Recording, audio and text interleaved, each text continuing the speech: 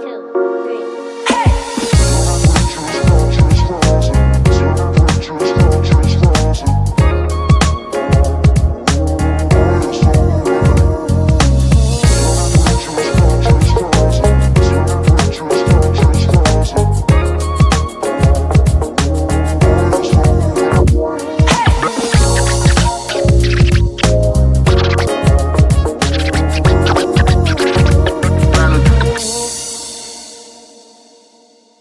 Now, you also said about the Hashimoto's. Can you explain to me and the listeners what's the difference between low thyroid and this Hashimoto, or is it the same thing? Yeah, so I'll answer the first question about the testing. Most of the time, when you go to the doctor and they test your thyroid, they're usually only testing one marker, which is a TSH. That stands for thyroid stimulating hormone. It's actually not even produced by the thyroid, it's produced by your pituitary. But that is the way that you classically diagnose, do you have low thyroid or hyperthyroid, and do you need medication or not? And that's kind of the extent that they look at to determine if you have a thyroid problem, which is what I can imagine. I didn't know to ask for my lab test at that time, a long time ago. That I can imagine all they ran was that TSH and said, nope, everything looks good. You are good to go, which I knew it probably wasn't. Now, there's actually 12 different markers that make up a complete thyroid panel that you can use to understand what is the thyroid doing and what is the actual thyroid physiology look like, because there's many different imbalances that contribute to a thyroid issue that are going to be missed if you just look at TSH. This year, skip breaking a sweat and get 3 months unlimited mobile service at mintmobile.com/transform for just $15 a month. Welcome back to the Transform Your Mind to Transform Your Life radio, podcast, and television show. I'm your host, life coach Myrna Young, and sitting in the guest chair today is Dr. Heather Stone. Dr. Stone and I are going to be talking on the topic, your Thyroid Transformation Blueprint. The 7 pillars you need to know to bring your autoimmune disease into remission. Excellent, excellent topic. If you are troubling with any kind of autoimmune disease, or if you know someone that's troubling with autoimmune disease, then definitely stick through to the end, because we're going to be giving some great information on this topic. Welcome, Dr. Stone. Thank you for having me. You're very welcome. You're very welcome. All right, so let me give you guys a brief introduction. Dr. Heather Stone, DC, is one of the top functional medicine practitioners in the world. She has over 20 years of clinical experience in private practice. During that time, she has successfully helped thousands of women overcome the symptoms of hypothyroidism and Hashimoto's thyroiditis.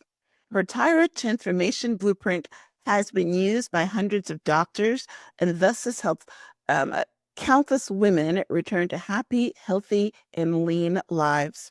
Her mission is to change the face of healthcare through her private practice, books, masterclasses, webinars, educational programs, and retreats on her ranch in Texas.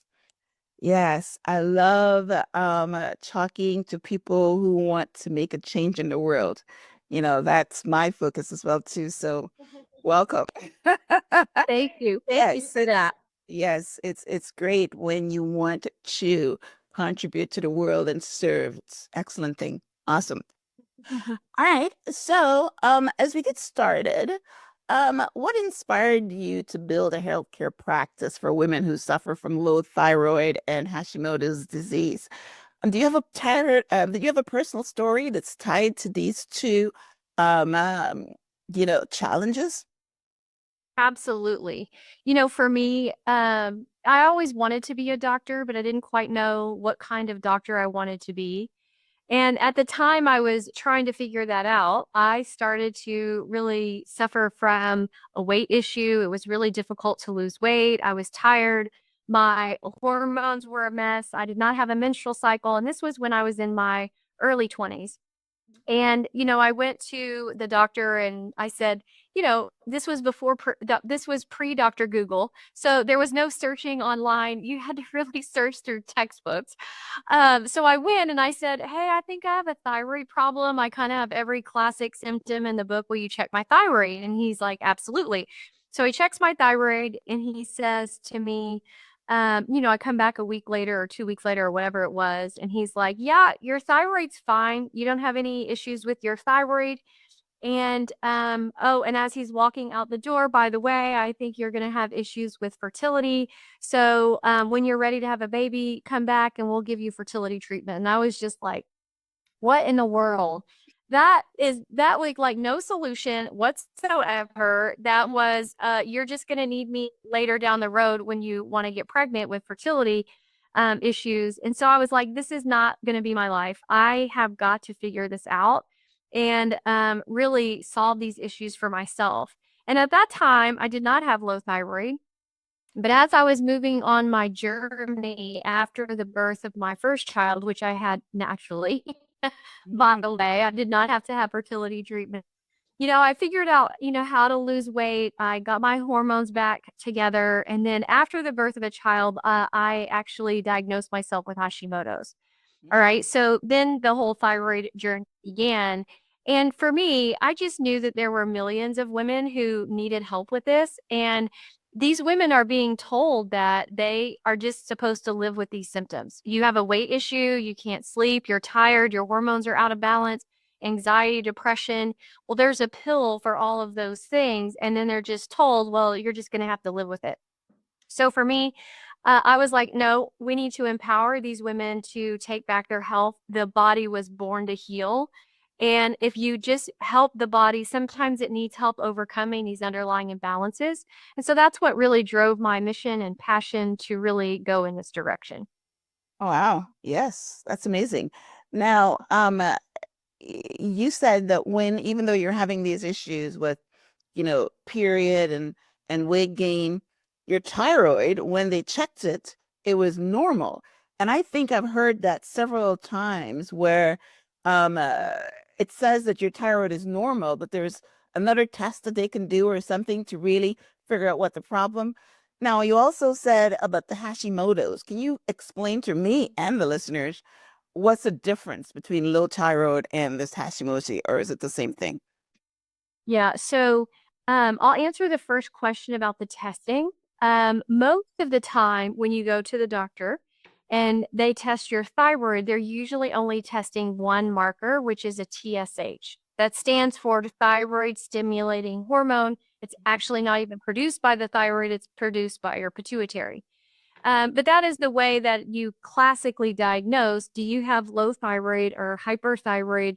And do you need medication or not? And that's kind of the extent that they look at to determine if you have a thyroid problem, which is what I can imagine. I didn't know to ask for my lab test at that time, a long time ago. That I can imagine all they ran was that TSH and said, nope, everything looks good. You are good to go, which I knew it probably wasn't. Now, there's actually 12 different markers that make up a complete thyroid panel that you can use to understand what is the thyroid doing and what is the actual thyroid physiology look like, because there's many different imbalances that contribute to a thyroid issue that are going to be missed if you just look at TSH. Mm. Now, your second question was about Hashimoto's, and Hashimoto's is an autoimmune condition where the immune system makes antibodies to tag your thyroid tissue for destruction. So essentially, your immune system is destroying the thyroid. This is really important to understand because about 90 to up to 98% of women who have low thyroid actually have Hashimoto's. Now, the reason they don't usually ever get checked for it is because even with the diagnosis of Hashimoto's, the treatment doesn't change, right? If you go to your doctor or endocrinologist and you say, can you check me for Hashimoto's? They'll be like, yeah, you have that. Yeah, you know you have that. Like, what's Funny. the big deal? But like, yeah, you're gonna have that. Because so many people do, but it doesn't change treatment, so they don't really talk about it. But in the functional world, it makes a huge difference. because when you have one autoimmune disease, you're at risk for developing multiple autoimmune diseases. Yeah. And with Hashimoto's, you're at risk for developing thyroid cancer. So for us, we want to say, all right, you have an autoimmune condition. What do we need to do to stabilize and balance your immune system so that you can put Hashimoto's into remission, so that you don't develop other autoimmune diseases and thyroid cancer? And so we dig a lot deeper to understand what are the underlying triggers that might be causing the immune system to attack the thyroid. And so the treatment looks totally different from a functional perspective. But classically and in traditional medicine, when they look in the toolbox, all they have in the toolbox is thyroid hormone, right? So that can increase and decrease and increase and decrease the meds, but that's kind of all that they have at their disposal to help people with low thyroid. Wow. Yes. And do you think that low thyroid is probably responsible for a lot of the weight gain that we're seeing right now in the world? Well, I would say it plays a part because essentially your thyroid hormones regulate your metabolic rate. They regulate how quickly you make energy. It regulates, your all kinds of processes in the body. So the thyroid is extremely important. And you have to ask a deeper question though, like if you do have low thyroid, why is that, right? If you have autoimmunity, what are the underlying triggers? And I would tell you that probably a very close tie, first and second, is insulin resistance and blood sugar. That really impacts our weight, but they are closely connected. Your thyroid is impacted by insulin resistance. Your body will slow down the metabolic rate, which impacts your blood sugar and the thyroid. So like if you took the symptoms of dysglycemia just means you have dysfunctional blood sugar. It doesn't necessarily mean that you have prediabetes or diabetes. It means that your blood sugar is out of balance. If you take the symptoms of dysglycemia and you take the symptoms of low thyroid, they're pretty much exactly the same, which is you are tired, you have fatigue, you're not sleeping well at night, you have weight gain, you may have anxiety and depression. So they're almost exactly identical. And I think that insulin resistance gets downplayed a lot until it becomes diabetes, but it gets downplayed. Yeah, and we don't really look at, okay, what do we need to do to optimize blood sugar and optimize insulin levels? And at the same time, when you do that, you're going to be working to optimize your thyroid and your blood sugar. Wow. Yeah. Wow. Okay. Yeah. And as you were talking, it's really interesting. One of the reasons a lot of these things are misdiagnosed in the traditional medicine world until you go to the functional medicine world. I've had a lot of interviews with functional medicine doctors, and they look at the whole body. And just like you said, if one part is not working, then it's affecting the other part. You talked about insulin resistance. And, I need to bring up that those symptoms that you're talking about is when you have menopause or premenopause or a whole bunch of other things. They're all still tied together, right? Yeah, exactly. And I think it's important because in our traditional system, the way that it's set up is to separate you into parts Yeah. and pieces. But the body doesn't work like that. And I think, it's unfortunate because when we get diagnosed with low thyroid, it's like everything is looked at like a thyroid problem when the body is working like all together. And when you are in a certain phase of life, like premenopause, perimenopause, or postmenopause, it's like, oh, well, that's why you have those symptoms. We're like, well, probably not why we have those symptoms. So what is the actual cause of those symptoms? And I think that is probably one of the biggest things that people comment on is like, I've been going from doctor to doctor and each doctor looks at a different part, but they don't look at how all of the parts are working together. Right. Yeah. Yeah, and it's Kind kind of crazy Right. yeah, how quickly hormones respond and react. Like so fast, we can't even comprehend how fast a hormone responds with the whole body. It is so cool. Yeah. Yeah. That's really interesting. It's great. Yeah, I've got to go back and have them do that full panel of mine because they told me my thyroid is fine. But yeah, I've been battling weight issues myself and insulin resistance for a while now. But they all put it down to you're aging, menopause. Yeah, Yes, that's exactly I'll right. go back and have them do that full. I don't even know. Is the traditional doctor can do that, or do I have to have a functional doctor to do the whole panel?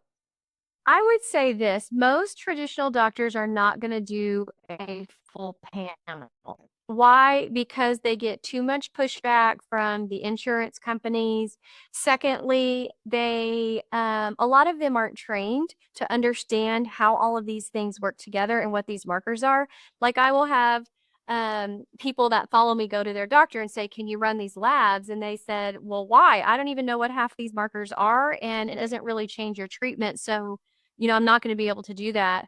And so we get a lot of pushback from the system. So, whenever I was running a lot of these labs through insurance, I was getting hate mail from insurance companies telling me not to order these labs unless I had a specific diagnosis code to go with all of these different markers. And I think, we, as doctors, we are under a microscope when we try to expand and look at the whole picture.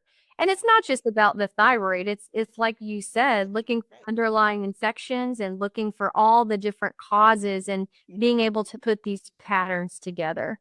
Yeah, it reminds me of I read Dr. Atia's book on longevity, and in there he talked about all these tests that you should go. And one of the things he said is that go to your doctor, traditional doctor. I don't have a functional medicine doctor.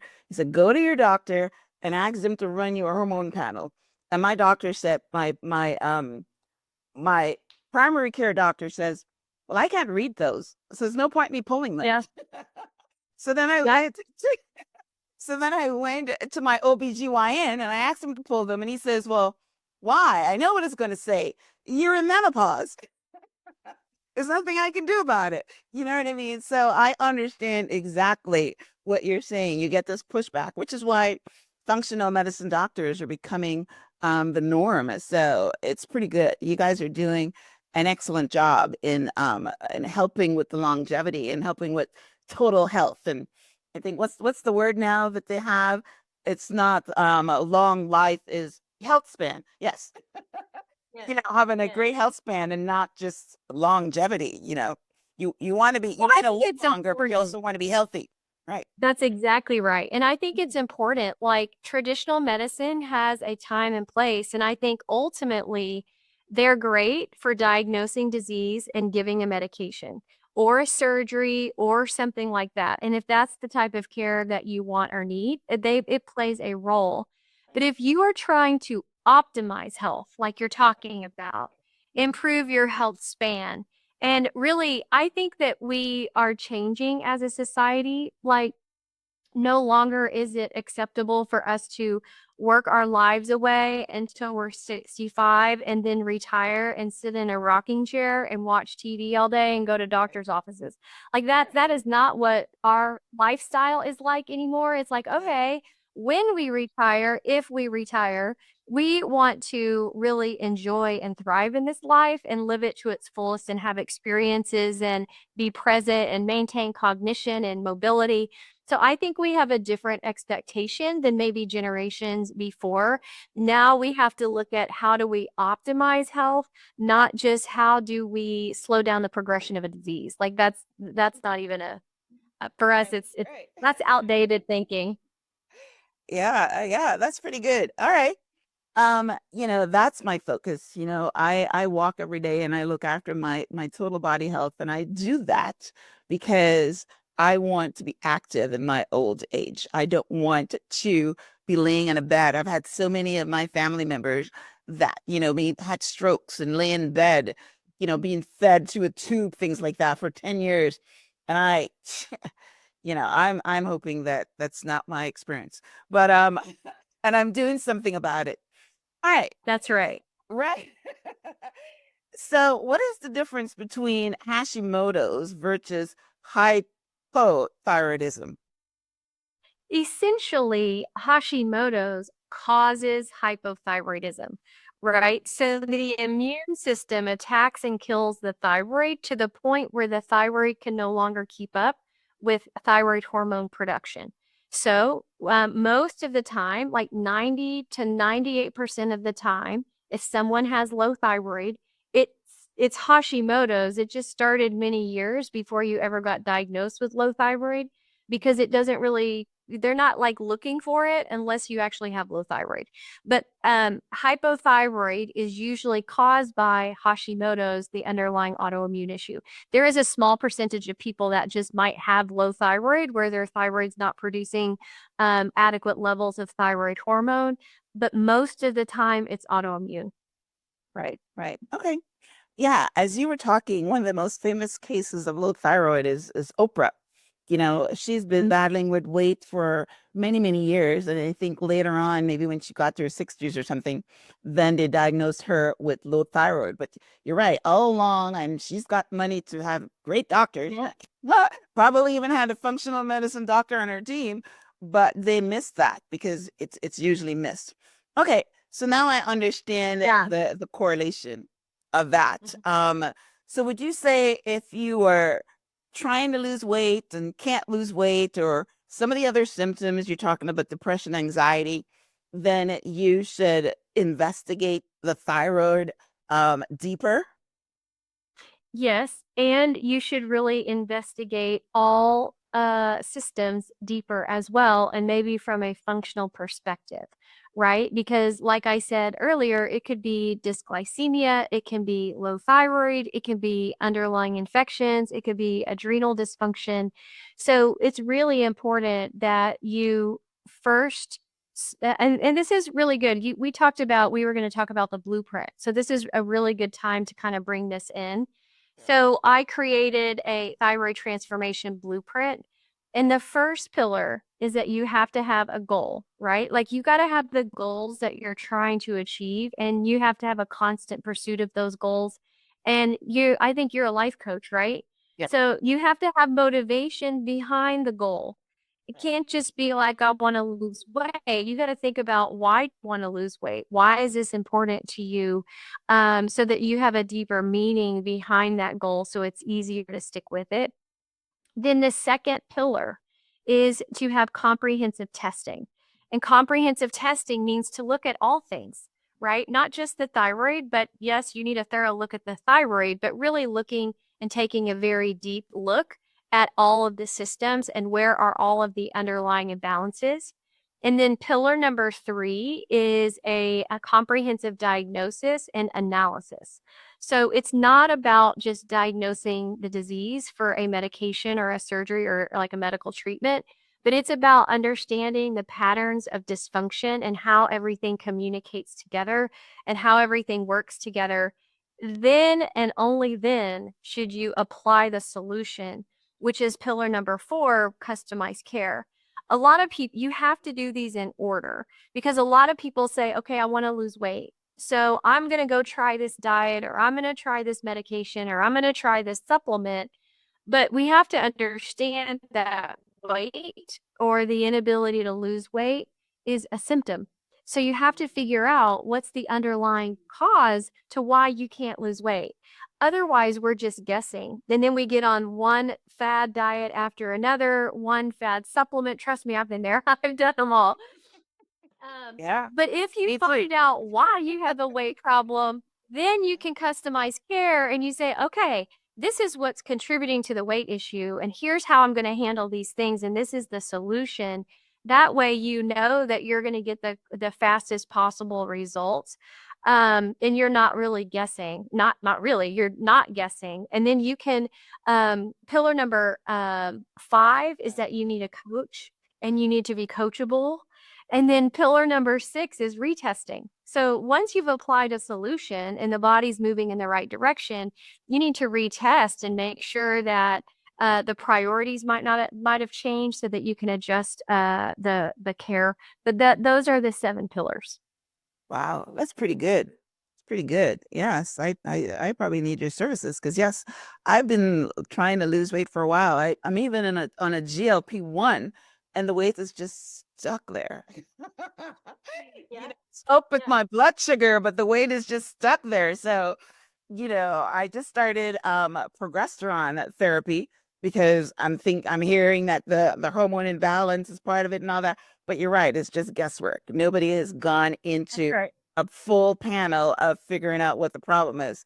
Because I'm in menopause, they're just assuming that's menopause. So I started with the progesterone thing, and let's see what happens with that. I just started it about a week ago.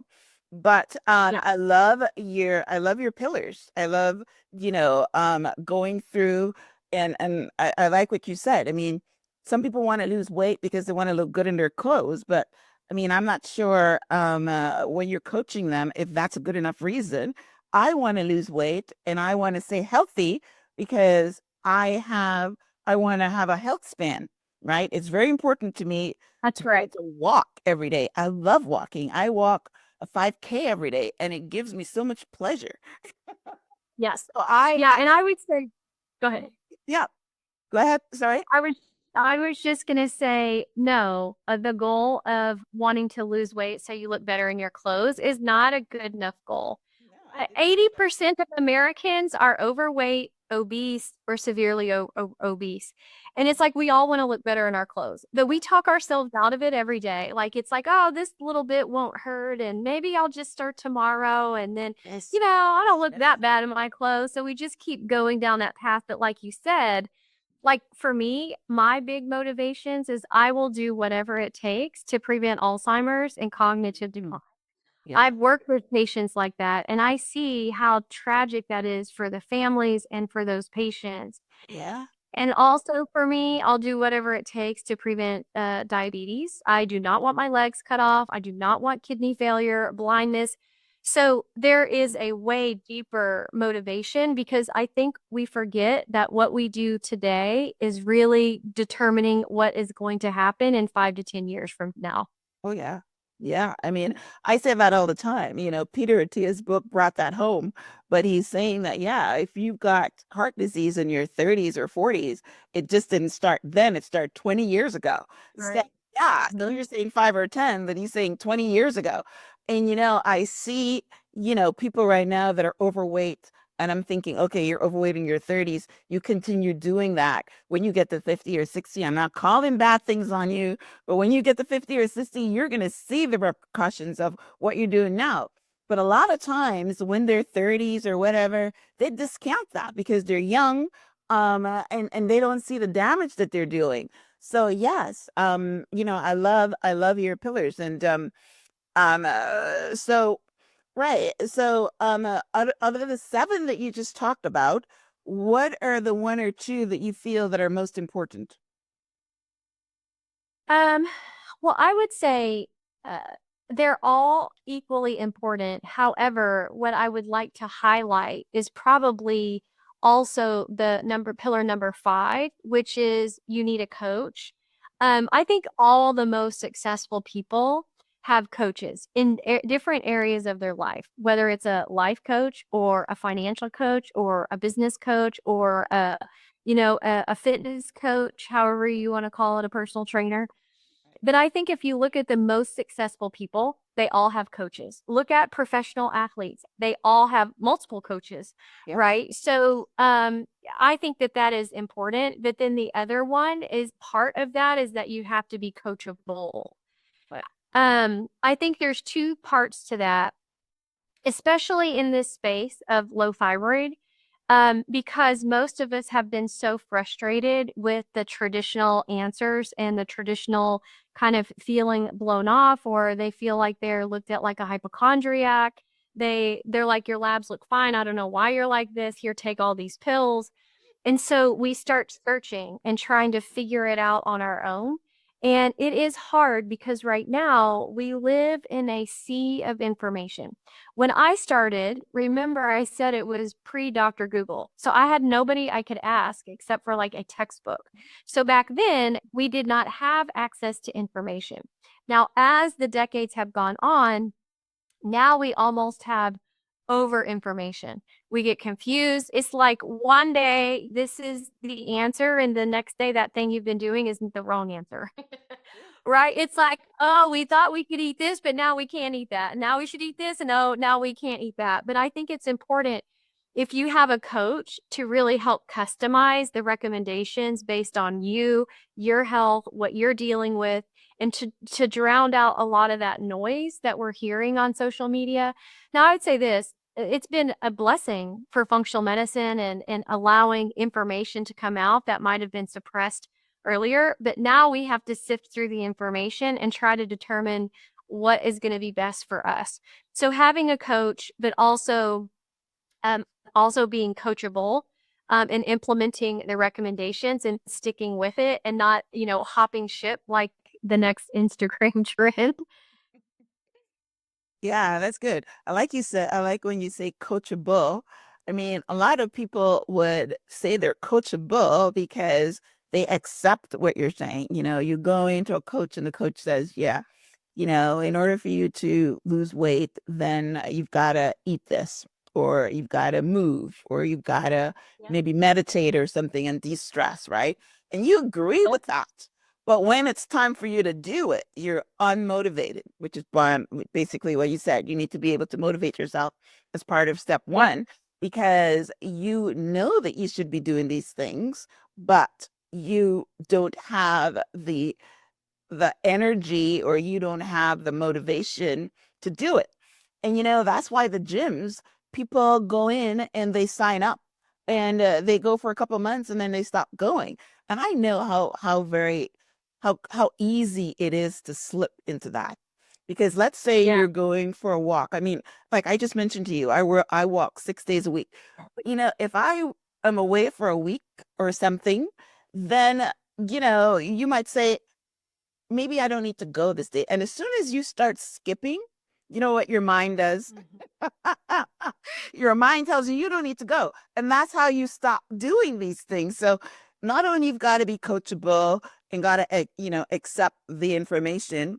My husband is one of these people that says, I'm not going to listen to you because you're trying to sell a book, or I'm not going to listen to you because maybe you're trying to, you know what I mean? He discounts things. Yep. And I hear everything. I accept everything. You know what I mean? I sift through it, and then I find, I accept everything. You know what I mean? So you're right. The coachable mentality is very important. So Yeah, one of the things I want to mention too is you have to build up your motivations much higher than the temptations, right? So whenever I'm looking to accept somebody as a patient, we go through motivations, and I talk about, what are you passionate about? What do you love doing? What are you living for? What is it that you're trying to prevent? Like, how is your life going to be different when you do achieve those goals? If you've lost your passion, what would you want to be passionate about? And so, like, I really try to build up those motivations so that when there is a temptation, they're like, oh, that doesn't serve my goals. It's not what I'm motivated by, so that I can easily say no to that. And building dream boards, having it in front of your space. I write all those things down for patients and they get a copy of it. Like, being in the presence of your motivation at all times, it makes it so much easier to stick with it. yeah, it's pretty good. Do you find that you're more motivated when you have a diagnosis? Like, for instance, there's people, you just mentioned that 70, the number is going up. It was 70% before. You just mentioned 80% of Americans are overweight. And they're not doing anything about it until maybe they go in and get that diagnosis. Do you think are you seeing that's when they're motivated? Yeah. And I would say this, as human beings, we're motivated by fear. All Mm, right. So if someone is fearful of the complications or of the disease, that will get them to actually change. right. I really work with patients to determine if I can accept them into the practice by looking at, do they have significant symptoms that are impacting their quality of life? Mhm. That motivates someone to move, or a diagnosis where they have some fear, which it's unfortunate that we have to put ourselves in a place of fear or so much suffering for us to make changes. Yeah. That is the the reality is like most people, if they aren't in pain or in fear, they're not going to do anything to change their life. Well, yeah, that's true. They say you got to hit rock bottom before you move, which is really, yeah, it's, when you're in the personal development space, you're not going to go there. And that's the space that I'm in. I'm not going to wait Yeah. where I can't walk to start. I see that. Right. I see the people, I says, you know what? I mentioned before we started that I'm in Florida. Everybody can go outside and walk in the sunshine. Nobody does it until one day you can't walk. And then I say, hey, you know what? Yeah. When you had the opportunity, then you didn't do it. I mentioned to you how much I love walking. That is my fear, that I'm not going to be able to walk. I'm going to have to sit in a bed. And so, Yeah. all right. So let's circle back for a little bit. Let's say that you have this low thyroid, you've got the Hashimoto's, you have hypothyroidism, and you don't do anything about it. I know that people, they can take out the thyroid or they can give you medications. But let's say if you don't do that, what is the end result? What happens? Do you just get fatter and fatter? Do you get other issues, or what happens if you do not take care of it? So one of the big things that we don't understand is, so a lot of people, when they're diagnosed, they say, here, you need to take this thyroid medication for the rest of your life. Right. And it's going to make everything better. So then they take it and it doesn't make everything better. It fixes their thyroid hormone levels, but they may feel better for a short period of time, but it doesn't make everything feel better. So they think that the thyroid medication isn't working or it's not doing anything. So they'll stop taking it. But one of the things that we have to understand is that one of the triggers that causes the immune system to attack the thyroid is low thyroid hormones. So if you don't take thyroid medication, or at least I should say, if your thyroid hormones aren't in good balance, then you're going to continue to fuel this autoimmune issue. It can turn into other autoimmune diseases and thyroid cancer. So it is very important that you get your thyroid hormones stable and normalized. Now, yeah, and also if you didn't do anything about it, you're going to continue to slow down your metabolic rate. So you're going to gain more and more weight. Your brain is not going to function, right? You're going to have decreased cognitive capacity and abilities. You're going to literally really impact your brain function. Think about it. Thyroid hormones regulate your metabolic rate. That means in your brain too. It's not just your body weight. It's your brain function. It's how well you can make energy and utilize glucose. A lot of people have issues with insulin resistance. And so the thyroid hormone is one of the only hormones that has a receptor site on every single cell in the body from head to toe. So if you have low thyroid, it's going to affect all systems, all cells, and essentially you're just going to have a very, very slow metabolic rate, including cognition. Mm. Yeah, I need to look into that. Yeah, and I would That is say probably this, right? something that I've been totally ignoring. I need to look into that. Go ahead. Mhm. Yeah, and I would say this, that if you are taking thyroid hormones and thyroid medication and you still feel bad, right? Like it hasn't helped you with losing weight or energy levels, and you think it's not working, we just need to keep looking, right? Because your thyroid hormones may have been balanced, but you have some other underlying issue that's causing those symptoms. So remember, I said earlier that your body is born to heal. And so we are self-healing organisms. We don't have to think about breathing. We don't have to think if you have a cut, you don't have to think about that. You don't have to think about your heart beating.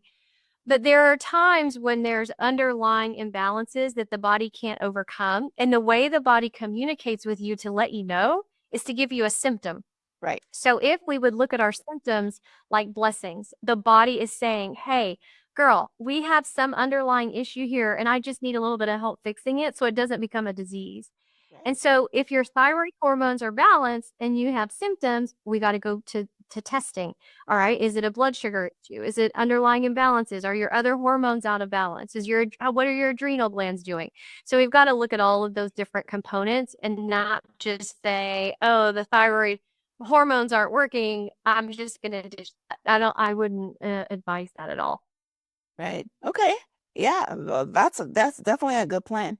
So, are you saying that in order to get the whole body system looked at, then they need to be going to a functional medicine doctor like yourself?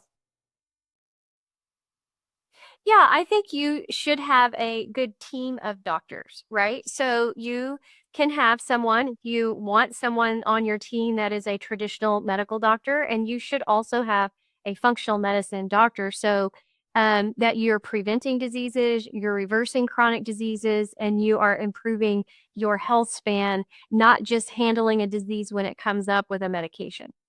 Okay. So that's great. All right. So tell our listeners how they can get a hold of you.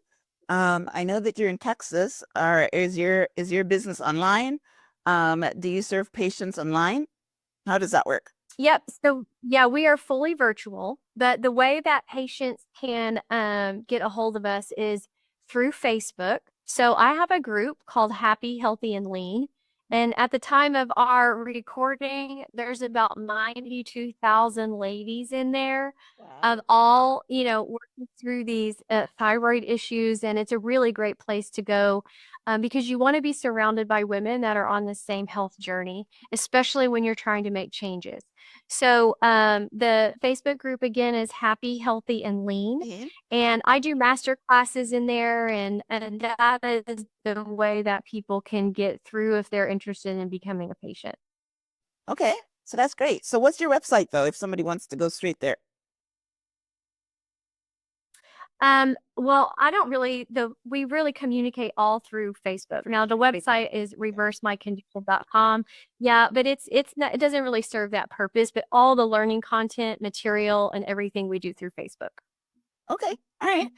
Well, I will have a summary of my conversation with Dr. Stone on the show page, which is myhelps.us. I will definitely link out to your Facebook group. Are you on Instagram at all or just on Facebook? Yeah, I'm on Instagram as well at Dr. Heather Stone. At Dr. Heatherstone. All right. So I will when I push out the marketing clip, I will definitely tag you and I will also add your Instagram handles to the show notes so anybody can and get in touch with you.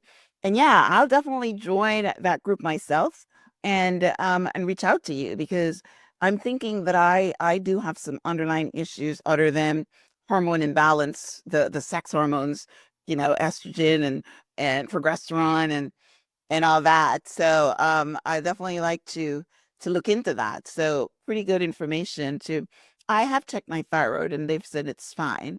But again, now that you're saying a thyroid that's fine, it doesn't really mean that it's fine, right? Because they're not only checking the TS1. Um, Yeah. they're only checking that. That I know for sure. So, all right, yeah. So that this has been some good information for anyone that's listening. I've known a lot of people that had low thyroid. I had a friend that had hers taken out. And you're right, you've got to go on the medications for life. But what you're saying now is that is not the end of it. That is just the That's beginning right. of the whole health journey, understanding why that happened instead of just fixing it, right? And then forgetting all the That's other right. symptoms. So yeah, this is a great conversation on awareness. So that's pretty good. Okay. Awesome. Right. All right. Well, listen, thank you guys for tuning in to this week's episode of Transform Your Mind to Transform Your Life. Today we were talking about your thyroid transformational blueprint, the 7 pillars you need to know to bring your autoimmune disease to remission. And Dr. Stone went through the 7, but you can get much more information by joining her Facebook group. Almost 100,000 people on there right now. And you can join our Facebook group and get information, maybe on a daily, weekly basis, in order to help you with your journey. And that way you can also reach out to her and become one of her patients. So that's great. So as you wrap up, Dr. Stone, any last words? I think it's really important for everybody to know that, just because you're in some phase of life, or just because, it's your mom had it or grandma had it or somebody had it, it doesn't mean that your body can't heal. And I think you should really never give up. And it's always this health journey does not end until the last breath that you take. And so, we always need to do everything we can to strive for health, and your body can achieve it. Yeah, I agree. And even if you're 70, you can start, right? Even if you're 70. I literally just accepted 2 patients that were in their 70s this morning, so You're and kidding. Yes, that I've hurt heard a lot that. of them. Everybody normally thinks that when you get to 50 or whatever, you're done with. But yeah, people are making changes in their 70s. So it's Yeah, great. Yep. yeah, So I'm glad. Right. So there's hope for everybody that's listening. that's right, that's right. All right. Thank you, Dr. Stone. Thank you guys for tuning in. Until next time, namaste.